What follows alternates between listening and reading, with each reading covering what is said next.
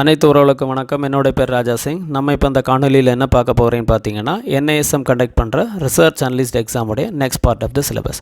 So next part of the syllabus என்னென்னு பார்த்தீங்கன்னா, பல்வேறு சந்தை பங்கேற்பாளர்கள். So various market participants.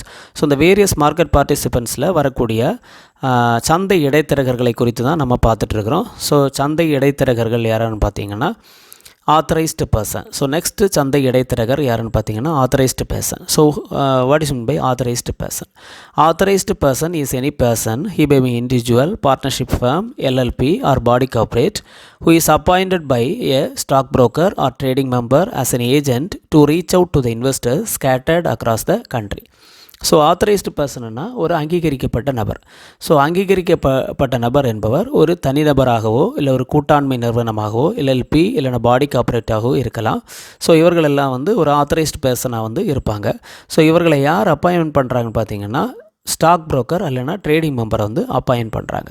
So எதற்காக அப்பாயின்ட் பண்ணுறாங்கன்னா அவர்களை ஒரு ஏஜெண்ட்டாக ஆக்ட் பண்ணுறதுக்காக. ஏஜெண்ட்னா ஒரு முகவராக செயல்படுவதற்கு இவர்களை ஸ்டாக் புரோக்கர் இல்லைனா ட்ரேடிங் மெம்பர் அப்பாயின்ட் பண்ணுறாங்க. ஸோ இவங்களுடைய ரோல் என்னன்னு பார்த்தீங்கன்னா, நாடு முழுவதும் உள்ள முதலீட்டாளர்களை தொடர்பு கொள்ள முகவராக நியமிக்கப்படுகிறார்கள்.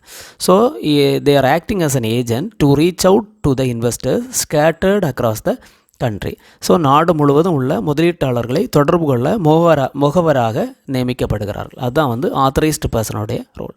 நெக்ஸ்ட் பார்த்தீங்கன்னா next point, a stockbroker may appoint one or more authorized person after obtaining specific prior approval from the stock exchange concerned for each such person. அதாவது பங்குச்சந்தையில் குறிப்பிட்ட முன் அனுமதியை பெற்ற பிறகு தான் பங்குத்தரகர்கள் அங்கீகரிக்கப்பட்ட நபர்களை நியமிக்கிறார்கள். அதாவது அப்ரூவல் முன்னாடியே அவங்க வாங்கிடணும் பங்குச்சந்தையில். அது வாங்கினா தான் அவங்க ஒன்றுக்கு மேற்பட்ட ஆத்தரைஸ்டு பர்சனை ஸ்டாக் புரோக்கர்ஸ் அப்பாயிண்ட் பண்ண முடியும். நெக்ஸ்ட் பாயிண்ட் பார்த்தீங்கன்னா, the approval as well as the appointment of authorized person is for a specific segment of the exchange. அதாவது ஒரு குறிப்பிட்ட பரிமாற்றத்தின் பிரிவுக்குத்தான் அங்கீகரிக்கப்பட்ட நபர்களை நியமிக்கிறார்கள். ஒரு பர்டிகுலர் ஸ்பெசிஃபிக் செக்மெண்ட்டுக்கு தான் இந்த ஆத்தரைஸ்ட் பர்சன்ஸை அப்பாயிண்ட் பண்ணுறாங்க. அதுதான் அதனுடைய நெக்ஸ்ட் பாயிண்ட்.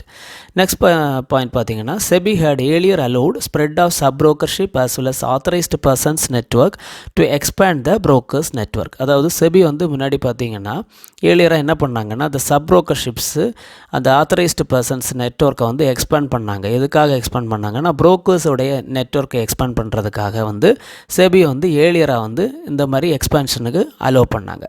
ஸோ நெக்ஸ்ட் பாயிண்டில் என்ன சொல்கிறாங்கன்னா, however SEBI board in its meeting held on June 21, 2018 decided that sub-brokers as well as an intermediary shall cease to exit with effect from April 1, 2019. அதாவது SEBI board meeting conduct பண்ணாங்க June 21, 2018. அதில் என்ன decide பண்ணாங்கன்னா, April 1, 2019க்கு மேலே the sub brokers authorised பர்சன்ஸாக act பண்ண முடியாது அப்படின்னு சொல்லிட்டு முடிவெடுத்தாங்க. அதான் இந்த point. SEBI board in its meeting held on June 21, 2018 decided that sub-brokers as an intermediary shall cease to exist with effect from April 1, 2019. அதாவது அவங்க நாட் ஆத்தரைஸ்டு பர்சன், அவங்க ஒரு இடைத்தரகர்களாக April 1, 2019க்கு மேலே செயல்பட முடியாது அப்படின்னு சொல்லிட்டு செபி போர்ட் மீட்டிங் 2018-21 ஜூனில் கண்டக்ட் பண்ண போர்ட் மீட்டிங்கில் முடிவெடுத்தாங்க. யார்? சப் புரோக்கர்ஸ் இடைத்தரகர்களாக செயல்பட முடியாது அப்படின்னு சொல்லிட்டு.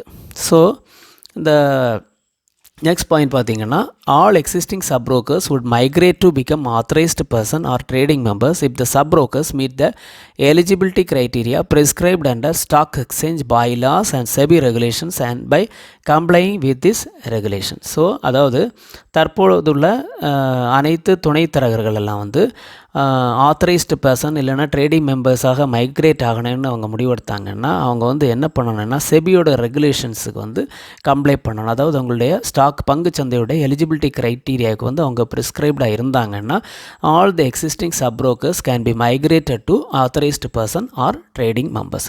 ஸோ இதுதான் ஆத்தரைஸ்டு பேர்சன்ஸை குறித்துள்ள சில தகவல்கள். நெக்ஸ்ட்டு பார்த்தீங்கன்னா நெக்ஸ்ட் மார்க்கெட் இன்டர்மீடியரி யாருன்னு பார்த்தீங்கன்னா custodians.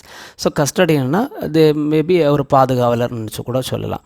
So what is by custodian? A custodian is an entity that is charged with the responsibility of holding funds and securities of its large clients, typically institutions such as banks, insurance companies and foreign portfolio investors. அதாவது custodian சொன்னால், அதாவது ஒரு பாதுகாவலர்னு சொன்னால், அவங்க வந்து custodian என்பது ஒரு நிதியை வைத்திருக்கும் பொறுப்பை கொண்ட ஒரு நிறுவனம்னு சொல்லலாம். அதாவது ஒரு நிதியை வைத்திருக்கும் பொறுப்பை கொண்ட ஒரு நிறுவனத்தை தான் வந்து நம்ம கஸ்டடியன்னு ஸ்டாக் மார்க்கெட்டில் சொல்கிறாங்க. ஸோ இவங்களுடைய ரெஸ்பான்சிபிலிட்டி பார்த்திங்கன்னா வங்கிகள், காப்பீடு நிறுவனங்கள், வெளிநாட்டு முதலீட்டாளர்கள் போன்ற பெரிய வாடிக்கையாளர்களின் நிதி மற்றும் பத்திரங்களை வைத்திருக்கும் பொறுப்பு வந்து இவங்களுக்கு இருக்குது. அதுதான் வந்து கஸ்டடியனோட ரோல். ஸோ கஸ்டடியன் என்னன்னு பார்த்தீங்கன்னா, a custodian is an entity that is charged with the responsibility of holding funds and securities of its large clients, typically institutions such as banks, insurance companies and foreign portfolio investors. அதாவது custodian என்பது நிதியை வைத்திருக்கும் பொறுப்பை கொண்ட ஒரு நிறுவனம்னு சொல்லலாம்.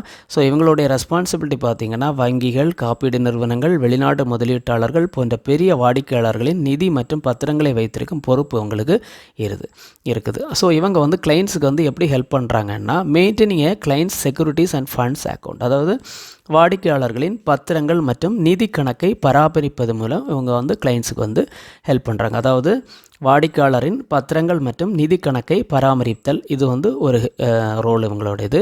Next பார்த்திங்கன்னா collecting the benefits or rights accruing to the client in respect of securities held. அதாவது வைத்திருக்கும் பத்திரங்கள் தொடர்பாக வாடிக்கையாளருக்கு ஏற்படும் நன்மைகள் அல்லது உரிமைகளை சேகரிக்கிறது தான் இவங்களுடைய நெக்ஸ்ட் ரோல். அதாவது வைத்திருக்கும் பத்திரங்கள் தொடர்பாக வாடிக்கையாளருக்கு ஏற்படும் நன்மைகள் அல்லது உரிமைகளை சேகரிக்கிறது தான் இவங்களுடைய நெக்ஸ்ட் ரோல். நெக்ஸ்ட்டு பார்த்திங்கன்னா keeping the client informed of the actions taken or to be taken on their portfolios. அதாவது வாடிக்கையாளருக்கு அவர்களின் போர்ட்ஃபோலியோக்களில் எடுக்கப்பட்ட அல்லது எடுக்கப்பட வேண்டிய நடவடிக்கைகள் குறித்து தெரிவிக்க வேண்டும். இதுதான் வந்து அவங்களுடைய நெக்ஸ்ட் ரோல். அதாவது keeping the client informed of the actions taken or to be taken on their portfolios. அதாவது வாடிக்கையாளருக்கு அவர்களின் போர்ட்ஃபோலியோக்களில் எடுக்கப்பட்ட அல்லது எடுக்கப்பட வேண்டிய நடவடிக்கைகள் குறித்து தெரிவிக்கப்பட வேண்டும். ஸோ இதுதான் வந்து அந்த மார்க்கெட் இன்டர்மீடியரியில் வரக்கூடிய இந்த கஸ்டடியன் உள்ள டாப்பிக்கில் உள்ள சில தகவல்கள். ஸோ பாருங்கள், பயன்பெறுங்கள், சப்ஸ்கிரைப் பண்ணுங்கள், கமெண்ட் பண்ணுங்கள். அடுத்த காணொளியில் உங்களை சந்திக்கும் வரை உங்களிடமிருந்து விடைபெறுகிறேன். நன்றி, வணக்கம்.